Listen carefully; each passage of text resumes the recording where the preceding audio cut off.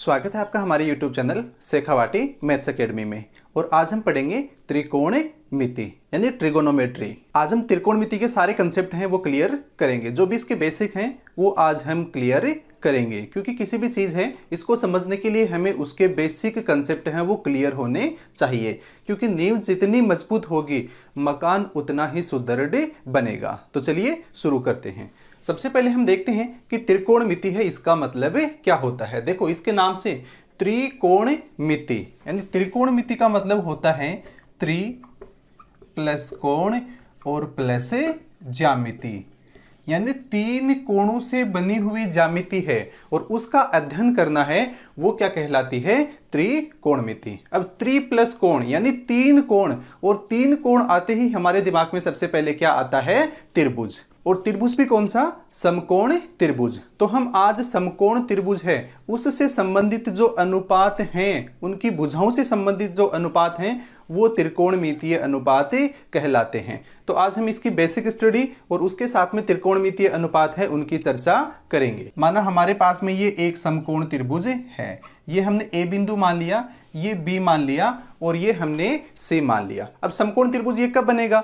जब इसका कोई एक कोण है वह 90 डिग्री का हो। तो मान लिया हमने ये कोण है, ये कितनी डिग्री का है? 90 डिग्री का। अब सबसे पहले हमें ये देखना है इसमें कि ये तीनों भुजाएं हैं, इनका नाम क्या है, इनको किन नाम से हम पहचानते हैं। तो सबसे पहले देखो ये जो राइट एंगल यानी 90 डिग्री का कोण है, समकोण है, इसके सामने की ये वाली भुजा ये क्या कहलाती है? ये कहलाती है कर्ण। यदि हमें ये कोण दे रखा है थीटा, इस थीटा एंगल और इस समकोण को मिलाने वाली जो रेखा होती है वो क्या कहलाती है? आधार। तो ये हो जाएगा आधार। अब ये जो एक परपेंडिकुलर है यानी ये जो लंबवत रेखा सीधी खड़ी रेखा है ये क्या हो जाएगी? ये हो जाएगी लंब। अब इसमें आपको एक विशेष ध्यान देने वाली बात यह है कि यदि हमारा ये कोण थीटा ये दे रखा है तब तो हमारा लंब ये हो जाएगा और आधार ये हो जाएगा। परंतु यदि हमें ये थीटा कोण ये वाला दे रखा है, हम दूसरे डायग्राम से यहां समझते हैं कि यदि हमारे पास में कोई त्रिभुज ए बी और ये बिंदु सी है, बी हमारा 90 डिग्री का कोण बनाता है, तो कर्ण तो ये होगा निश्चित रूप से, यानी 90 डिग्री के समकोण के सामने वाली भुजा ये तो कर्ण होगी। लेकिन यदि हमें ये कोण थीटा दे रखा है, ये कोण थीटा दे रखा है, तो हमारा इस कोण को मिलाने वाली और इस समकोण को मिलाने वाली भुजा ये क्या होती है? आधार। तो हमारा आधार ये हो जाएगा। और ये जो नीचे वाली है ए बी ये क्या हो जाएगी?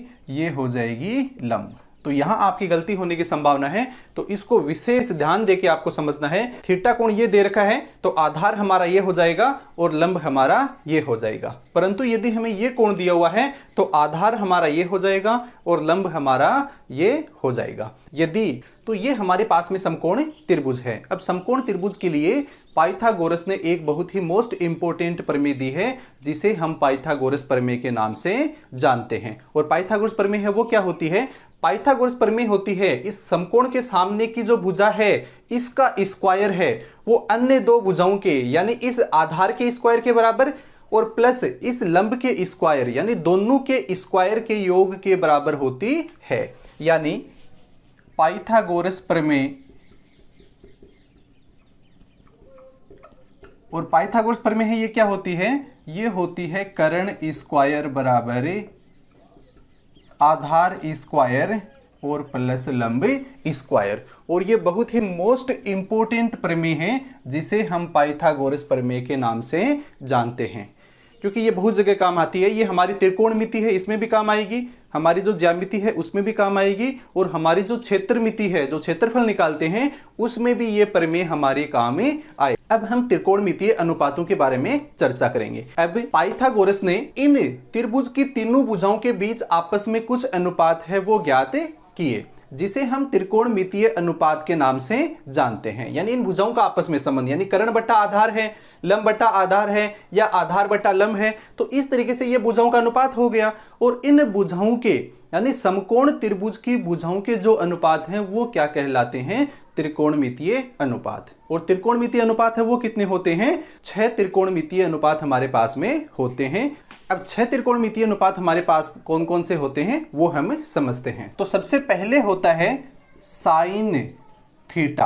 अब इसका पूरा नाम है साइन, SINE और थीटा। अब इसको हिंदी में क्या बोलते हैं? इसको हिंदी में बोलते हैं ज्या, और ये कोण हमें दे रखा है थीटा, यानी साइन और ये थीटा है। ये क्या है? ये हमारे पास में ये तो संकेत है, यानी ये जो अनुपात है उसका संकेत है, और ये थीटा है, ये क्या है? ये उसके बीच कोण है, उसको दर्शाता है। तो साइन थीटा हो गया, और इसको हिंदी में बोलते हैं ज्या थीटा। और इसको शॉर्ट रूप में कितना लिखते हैं? इसको लिखते हैं हम साइन थीटा के नाम से। तो पहला अनुपात हमारा कौन सा हो गया? Sine theta.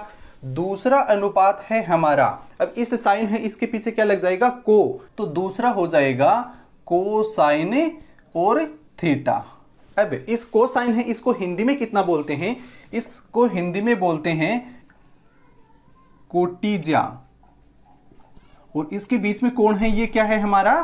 थीटा। अब इसको हम शॉर्ट रूप में कितना लिखते हैं? इसको शॉर्ट रूप में लिखते हैं केवल कोस, तो इसको लिख दिया कोस थीटा। दूसरा अनुपात हो गया हमारा कोस थीटा। तीसरा हमारा है टेंजेंट, टेंजेंट थीटा, और टेंजेंट थीटा है, इसको हिंदी में बोलते हैं स्पर्शज्या, स्पर्शज्या, और इनके बीच में कोण है, ये कितना है? थीटा। और इसको शॉर्ट रूप में हम कितना लिखते हैं? केवल शुरू के जो ये 3 अक्षर हैं यही हम लेते हैं, और शुरू के 3 अक्षर हैं ये कौन से हैं? हमारे टेन थीटा। तो तीसरा अनुपात है वो कितना हो गया हमारा? Tan theta. चौथा अनुपात है हमारा, अब चौथा अनुपात निकालने के लिए इस टेंजेंट के हम पीछे को लगा देंगे, तो ये हो जाएगा कोटेंजेंट, कोटेंजेंट, और ये थीटा इसके बीच में कोण है। अब कोटेंजेंट है, इसको हिंदी में हम बोलते हैं व्युत्क्रम स्पर्शज्या। व्युत्क्रम यानी विपरीत, यानी इस स्पर्शज्या का विपरीत होता है, तो हम इसको बोलते हैं व्युत्क्रम स्पर्शज्या, और इसके बीच में थीटा है, इसको हम शॉर्ट रूप में लिखते हैं कोट थीटा।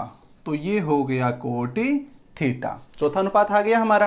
पांचवा अनुपात है हमारा सेकेंट, सेकेंट थीटा, और इसको हिंदी में बोलते हैं, अब ये सेकेंट है, ये किसका विपरीत होता है? कोसाइन का, यानी व्युत्क्रम कोटिज्या, व्युत्क्रम कोटिज्या। तो इसको हिंदी में बोलते हैं व्युत्क्रम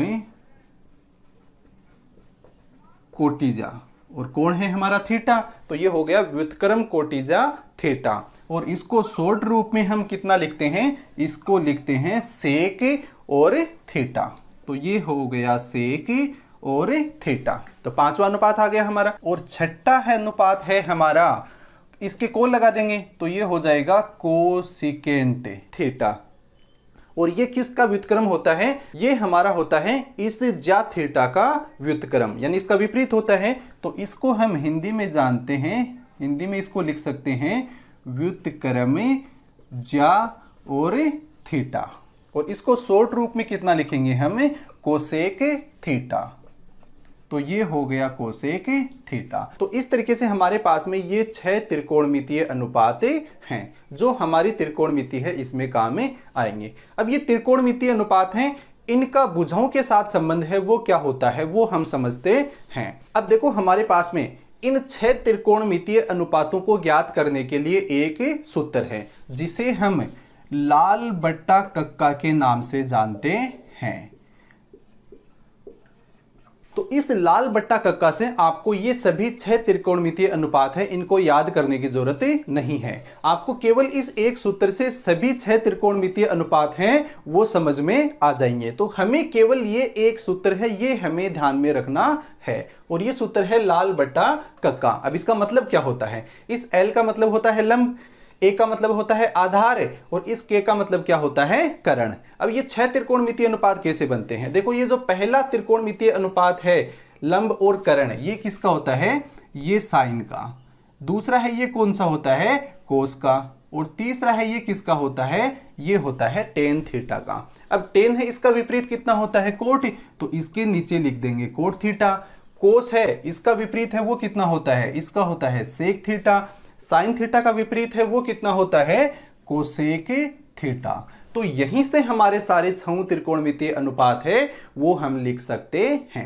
तो हमें जैसे साइन थीटा है इसका त्रिकोणमितीय अनुपात हमें देखना है। तो साइन थीटा और साइन थीटा के ऊपर कितना है लंब और नीचे कितना है कर्ण, तो लंब बट्टा कर्ण, तो इसका त्रिकोणमितीय अनुपात है वो कितना हो जाएगा लंब बट्टा कर्ण। तो साइन थीटा का त्रिकोणमितीय अनुपात हो गया लंब बट्टा कर्ण। अब दूसरा हमारा है कोस थीटा, तो कोस थीटा है इसको हम कितना लिख सकते हैं आधार बट्टा कर्ण। तो कोस थीटा का त्रिकोणमितीय अनुपात हो जाएगा आधार बट्टा कर्ण। तीसरा त्रिकोणमितीय अनुपात है हमारा टेन थीटा, तो टेन थीटा का त्रिकोणमितीय सूत्र कितना हो जाएगा लंब बट्टा आधार। तो ये हो गया लंब और बट्टा आधार, तो तीसरा त्रिकोणमितीय। अब तीनों त्रिकोणमितीय अनुपात आप और बता सकते हो, आराम से इसको देख के बता सकते हो आप, बहुत ही आसान है। अब कोट थीटा है इसका त्रिकोणमितीय अनुपात कितना हो जाएगा आधार बट्टा लंब, यानी ये ऊपर आएगा और ये नीचे आ जाएगा, तो ये हो जाएगा आधार बट्टा लंब।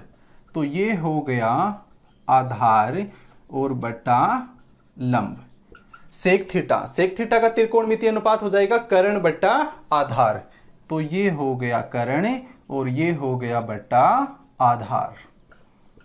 छठा त्रिकोणमितीय अनुपात है कोसेक थीटा, और कोसेक थीटा का त्रिकोणमितीय अनुपात हो जाएगा कर्ण बट्टा लंब, तो ये हो गया कर्ण और बट्टा लंब। तो इस तरीके से हमारे पास में 6 त्रिकोणमितीय अनुपात हमने समझ लिए हैं। मैथ से संबंधित वीडियो देखने के लिए हमारे चैनल को लाइक करें, शेयर करें एंड सब्सक्राइब करें।